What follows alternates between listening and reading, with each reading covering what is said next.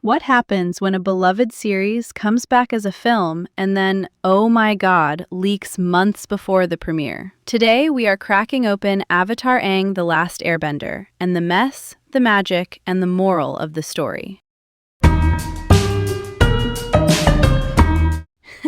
Hey, I'm Emma, and I'm feeling very intrigued today. Low-key detective energy meets fangirl with receipts.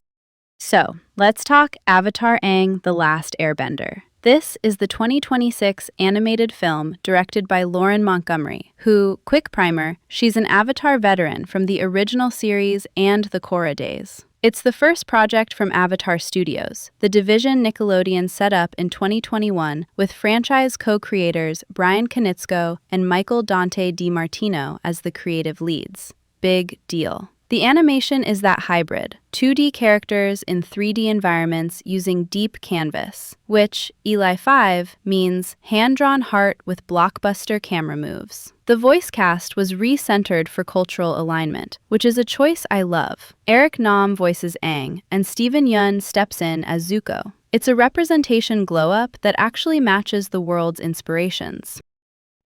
Before we go further, I have to tell you why the leak drama hit me in the gut.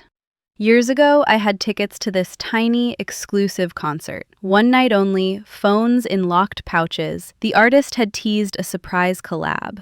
I was vibrating. Then, the day before, someone dropped a full set list in a grainy rehearsal recording online. The artist canceled, saying it killed the reveal and cheapened the work. I was furious at the leaker, not the artist, because the point of art is the experience when it lands with you. A reveal is part of the design. When it's stolen, everyone's robbed. I got my refund, sure, but the moment was gone. And I learned, painfully, that leaks aren't just spoilers, they're disrespect. They yank pay, press, awards, momentum. They erase a milestone for the people who actually made the thing.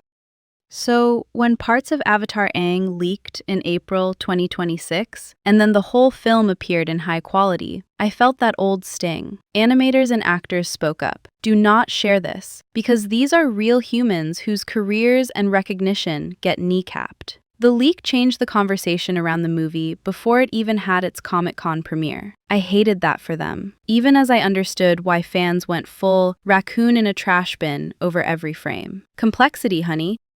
Okay, let's move on.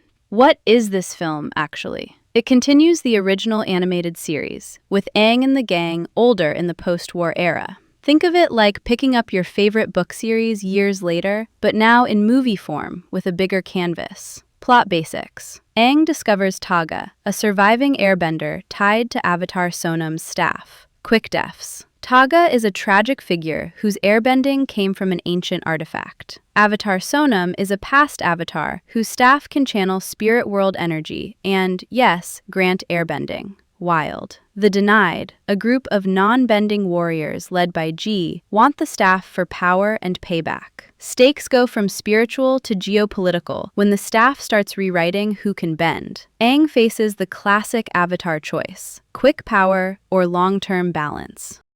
Tiny timeline to situate you. In 2018, Netflix announced a live-action Avatar with the original creators initially attached, but by 2020, they had left over creative differences. In 2021, Nickelodeon launched Avatar Studios with those same creators back in charge of animation. By 2022, Lauren Montgomery was named director. In 2023, teases confirmed we were seeing the OG crew as young adults. Casting news rolled through 2024 and 2025, including Steven Yeun as Zuko, and by 2026, the film had wrapped. Instead of a wide theatrical release, it did a one-week, two-theater run in LA and New York to qualify for Oscars consideration, premiered at Comic-Con, and then dropped on Paramount Plus worldwide the next day.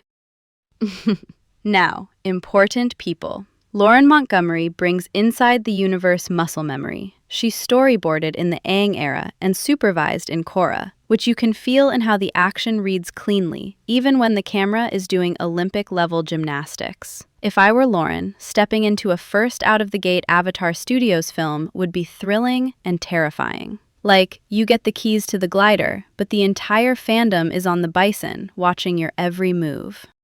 Bryan Konietzko and Michael Dante DiMartino, the co-creators, are back as the creative brain trust at Avatar Studios, and that matters. It signals continuity of values. The show's ethics of balance and compassion aren't getting Hollywooded into dust. Writers Tim Hedrick and Christopher Yost, with story input from the creators and Kenneth Lin, keep the tone familiar but grown up. Casting director Jenny Ju pushed for voice casting that aligns with the story's cultural inspirations. Even Mae Whitman, the original Katara voice, publicly supported recasting. That's how you do legacy with respect.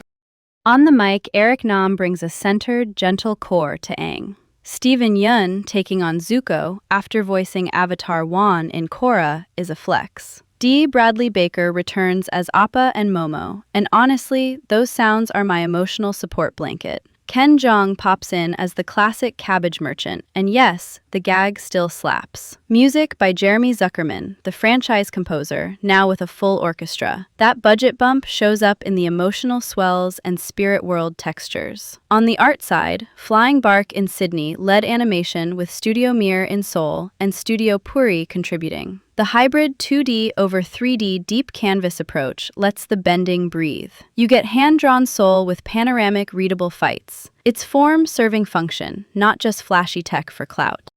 Let's dissect the heart of the story for a sec. The staff can grant airbending to non-benders. That basically rewrites the biology of the world. Taga goes from symbol of hope to a warning about trauma curdled into supremacy.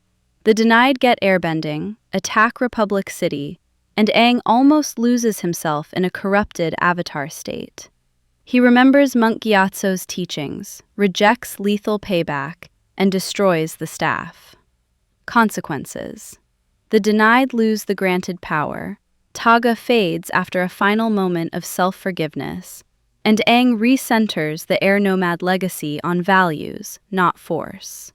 New acolytes, a surviving herd of sky bison near Republic City, and a patient rebuild begin. It's so Avatar to win by restraint. That's the brand. Okay, pause. Big unanswered question that fueled rumor mills. Did Nickelodeon accidentally email the film to the leaker? That claim circulated in 2026, but it's unverified. Paramount said their systems weren't the vulnerability. Later that month, authorities in Singapore arrested a 26-year-old for unauthorized access to a media server. Translation: this was not some oopsie Dropbox link. This looked like illegal access. Either way, it's a cyber mess. And for animation especially, leaks are brutal. These pipelines are global, with vendors across continents, and security is only as strong as the weakest door. My stance? Studios need to harden the pipeline. Artists deserve better protection, and, frankly, better celebration when the work drops as intended. Fans, we can hold two truths. Curiosity is natural, but sharing leaks is an epic fail for the people making the thing you love. The leak warped the discourse. Some argued it proved the film demanded a wide theatrical release. Instead, we got that tiny Oscar-qualifying run and then a streaming-first rollout on Paramount+.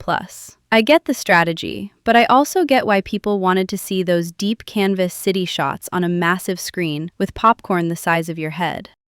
Now for something different. Pop culture stickiness. The Cabbage Merchant cameo, voiced by Ken Jeong, is a masterclass in fan service. Silly, classic, and a pressure valve when the plot gets heavy. Republic City as the battleground for multicultural ideals centers the story in real-world feeling politics. And reviews. Critics were generally positive. Rotten Tomatoes score hovered in the high 80s, with an average rating just over 7 out of 10. Metacritic landed in the high 60s. People loved the visuals and franchise fidelity, and yes, some called out pacing. That's fair. Feature-scale stakes in under 2 hours is a lot of plates to spin. All right, what's next? Next time, we're diving into the live-action Avatar adaptation journey. The promises, the pivots, the pressure. Bring snacks. Bring opinions. Okay, we covered a lot. I'll leave you with this. Leaks are like spoilers with bolt cutters. Fun for some in the moment, frustrating as hell for everyone who cared enough to build the surprise. Protect the art, enjoy the reveal, and yeah, always save the cabbages. Later.